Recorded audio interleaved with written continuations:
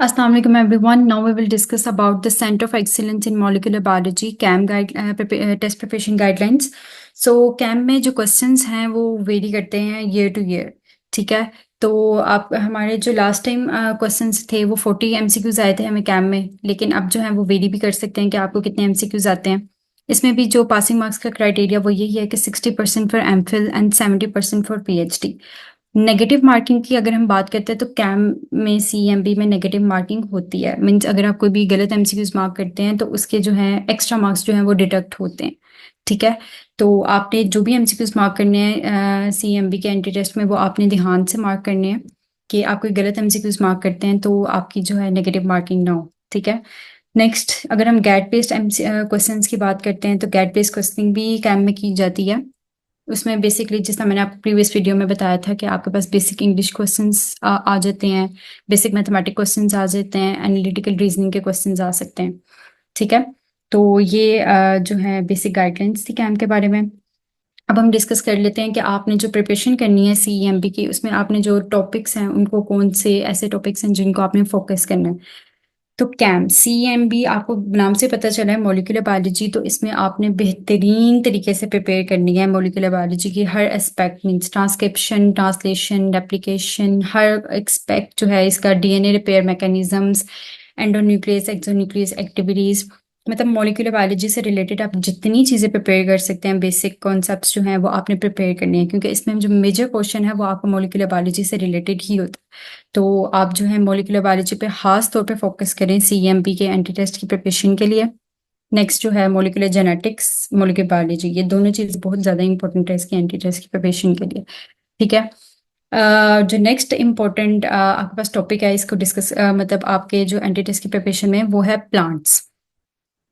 CEMB में अगर हम देखें तो प्लांट से रिलेटेड बहुत ज़्यादा काम हो रहा है, रिसर्च बहुत ज़्यादा हो रही है CEMB में, तो आपके पास काफ़ी ज़्यादा चांसेस होते हैं कि आपसे प्लांट से रिलेटेड भी क्वेश्चनिंग की जा सकती है, और आते भी हैं क्वेश्चंस। मॉलिक्यूलर बायोलॉजी, प्लांट्स, ये आपने अच्छे तरीके से ये जो चीज़ें हैं, ये दो जो टॉपिक्स हैं ये आपने प्रिपेयर करने हैं। ठीक है, तो अगर हम प्लांट्स में बात कर लेते हैं तो आपसे पूछा जा सकता है फर्स्ट GMO पूछा जा सकता है, एनिमल GMO, एनिमल्स का पूरा जो पूछा जा सकता है, मतलब GMOs मतलब जो है आपके जेनेटिकली मॉडिफाइड जो है ऑर्गेनिजम्स के बारे में पूछा जा सकता है, क्रॉप्स के बारे में पूछा जा सकता है। तो आपने जो है इन चीज़ों को अच्छे से देखना है, प्रिपेयर करना है। नेक्स्ट आपके पास जो रिकम्बिनेंट DNA टेक्नोलॉजीज आ जाती हैं, उससे रिलेटेड जो है क्वेश्चनिंग की जाती है, मतलब एनालिटिकल टेक्निक्स जो होती हैं हमारे पास लैब में उनसे रिलेटेड, जैसे PCR से रिलेटेड क्वेश्चनिंग की जा सकती है, एग्रोस जेल इलेक्ट्रोफोरेसिस से रिलेटेड क्वेश्चनिंग की जा सकती है, और लैब बेस्ड जितनी टेक्निक्स हैं तो आपने उनको अच्छे से जो है, आपने कोर्स भी पढ़ा होगा एनालिटिकल टेक्निक्स का, अगर आप लाइफ साइंसेज डिपार्टमेंट में अप्लाई कर रहे हैं तो आपने वो जो टेक्निक्स हैं उनको अच्छे तरीके से प्रिपेयर कर लेना है।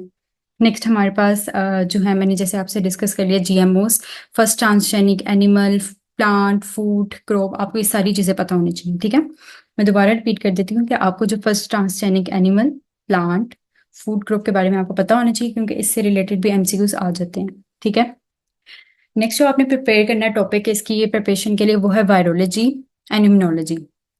वायरोलॉजी के आपके बेसिक कॉन्सेप्ट्स क्लियर होने चाहिए, जिस तरह मैंने आपको प्रीवियस वीडियो में भी बताया था कि अगर आप FSC का जो चैप्टर है वायरसेस से रिलेटेड उसको भी थोरली पढ़ लेते हैं तो आपके वायरसेस से रिलेटेड जो है काफ़ी ज़्यादा जो चीज़ें हैं वो इसमें कवर हो जाती हैं, जैसे RNA based viruses, DNA based viruses, जितनी भी चीज़ें हैं, और बाकी प्राउंस काउंस जितनी चीज़ें हैं वो आपकी कवर हो जाएंगी, वैक्सीन से रिलेटेड भी कवर हो जाएगा।